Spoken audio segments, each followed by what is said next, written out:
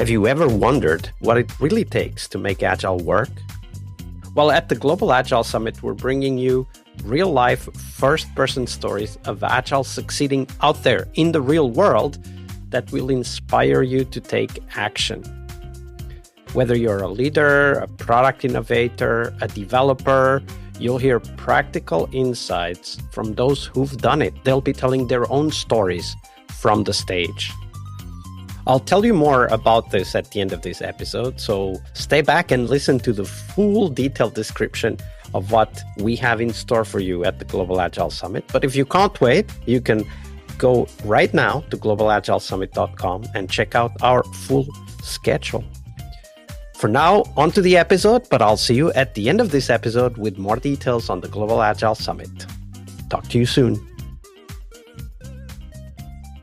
Hello, everybody. Welcome to our Wednesday, the Leading Change episode here on the podcast with, this week, Carmen Jurado. Hey, Carmen. Welcome to the show. Thank you. Thank you. So let's start with change, because it is, after all, something that we are always dealing with. Just yesterday, we were talking about that. It was more of a personal change, but change nonetheless. So let's dive into a change process you were involved with. And walk us through the whole process, from beginning to end. And as you go through the steps, highlight for us the tools, the tips, the tricks, and the techniques you learned back then that you still apply today. Cool. Yeah, so I started off as a Scrum Master, and following that, I transitioned into consulting. And if you're into labels, I would label myself an Agile coach. So this question really reminds me of numerous experience I've had in the field as a consultant.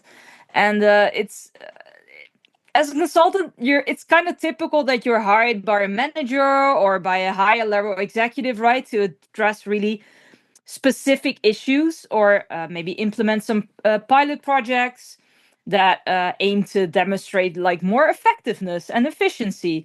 And I am an Agile coach, so regularly it's either with Scrum or with Kanban. But several of my assignments also included like these large-scale transformations at various organizations. And I think one key insight from my dual experience, because I have both been at the two ends of the spectrum, right? I've been implementing changes and I've been subject to changes. And I feel that one key insight is that imposing change without any adequate communication or involvement of the operation can really be detrimental. So, for instance, when employees kind of undergo a transformation, they're often informed about these new methods without any prior discussion or understanding of these broader objectives, right? Which can only lead to resistance and dissatisfaction, because the resistance comes from a place of misunderstanding or just not enough knowledge. And having been on sometimes even just fear, right? Yeah, fear of the unknown. And unknown is because the communication was lacking, let's be honest. So like having been on both sides of the table, I try to use my own experience to like emphasize the importance of really involving employees at the beginning of any transformation process. Like leadership cannot simply dictate new processes without fostering some sense of ownership or collaboration among employees, right? If they do, that's not really sustainable, and it will never achieve your desired outcomes. So when you're discussing tools or techniques, it's, to me, really important to highlight the value of engaging employees early on. And I feel the management should really extend the same level of courtesy and time that they have dedicated to like planning and researching the transformation themselves to their employees, right?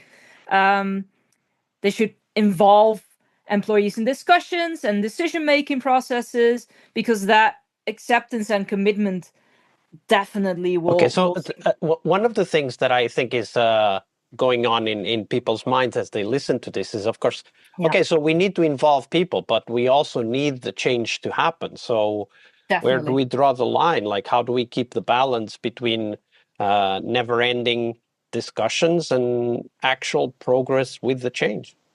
Yeah, I mean, you can obviously not have the whole operations be involved in giving you feedback and involved in the planning of this transformation, right? But you can have a representative of the different, maybe the different business units of the or the different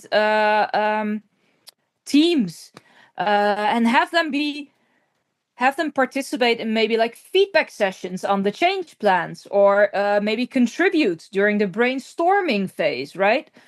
So having, I'm not saying the whole company, because that is just not doable and not plausible, but having some representatives is highly advisable in my situation.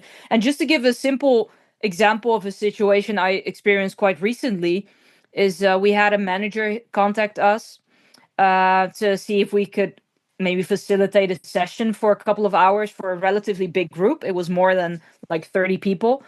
Um, and I knew that several Scrum Masters were working at the very department, right?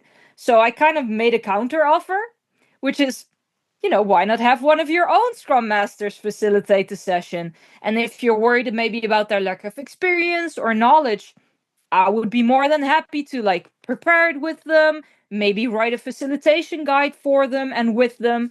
But these are really important learning experiences also for Scrum Masters, for novice Scrum Masters, to help grow in their profession, right? And as a more experienced agile coach, I would like to contribute to that and not take that opportunity away from them. Um, so just to give that as a small example, yeah. So for me, it sounds like, and I want to check this with you, it sounds like what you're saying is, okay, so let's involve people, but let's have a process that doesn't necessarily cover 100% of the people. I mean, it could, but let's Definitely. create a process around which we can design this involvement so that it is productive, both for the people as well as for the team that is in charge of what happens in that change process, right? Like, is that what Absolutely. you mean? Absolutely. I think we shouldn't we should realize the wealth of knowledge and often also willingness present in the teams to help with these big transitions and transformations, right? And if you're working, and I have that too, when you're working within your own bubble, you don't really see the potential of people outside of that bubble.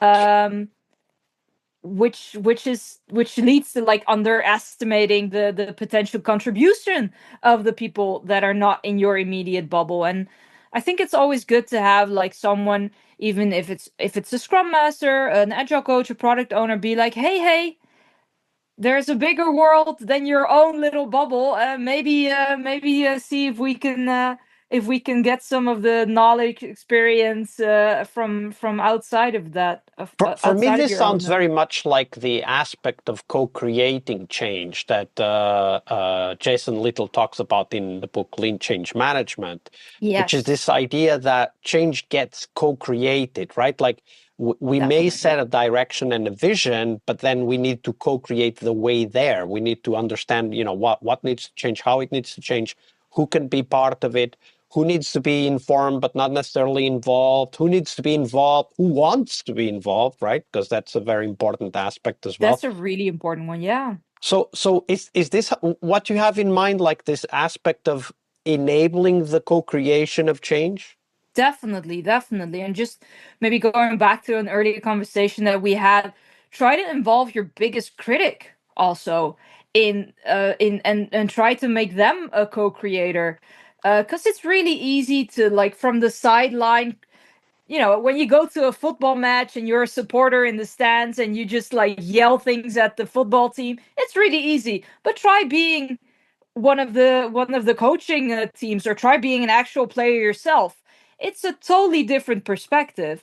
So I would also really highly recommend, and yes, it won't be easy, but it is so worthwhile in the end. I would highly recommend trying to involve, someone who is a known critic of these kind of changes, and we all know them. You know, when you go to a business unit or to an organization, okay, who's the person who would most likely make a comment or some kind of critique about something new? Oh, it's James. Okay, James, how about you be part of this team now?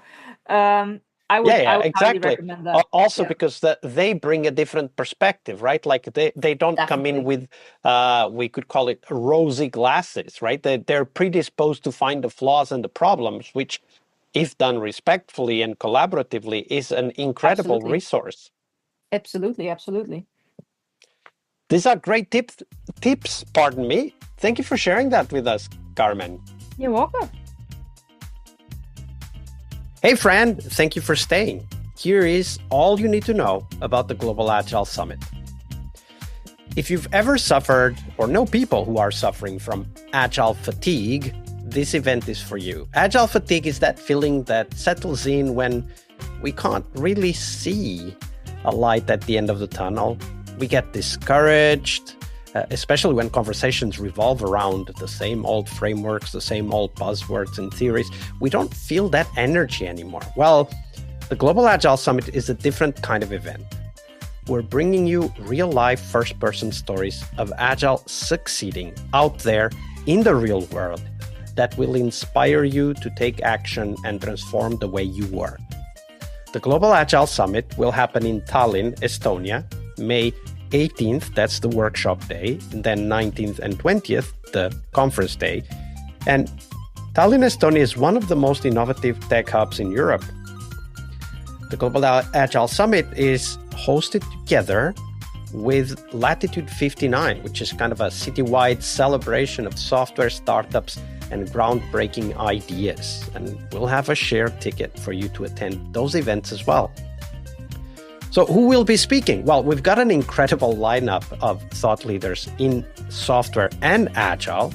For example, Clinton Keith, the person who literally wrote the book on game development with Scrum and is busy bringing Agile to the world of game development. You must check his session. The very famous and well-known Jürgen Apelo, author of Management 3.0, will be talking and exploring about AI's impact on leadership.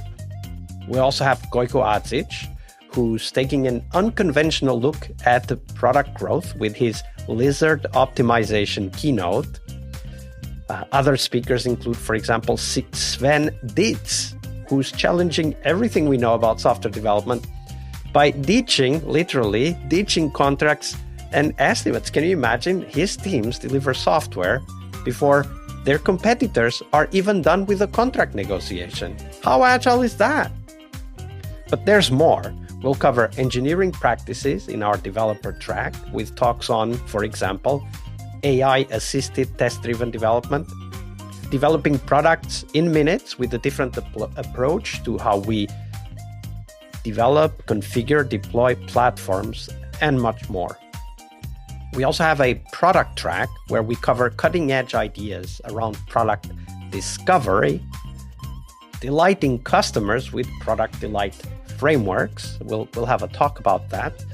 And we also have an agile business track where we will talk about, for example, open strategy, a very agile approach to managing organizations and delivering software faster to clients, faster than you can even write a contract. Literally, I mean, I already told you about Sven Dietz's story. It's amazing. It definitely is a must-see. I'm sure you'll be inspired and get a lot of ideas for your own software projects and software delivery.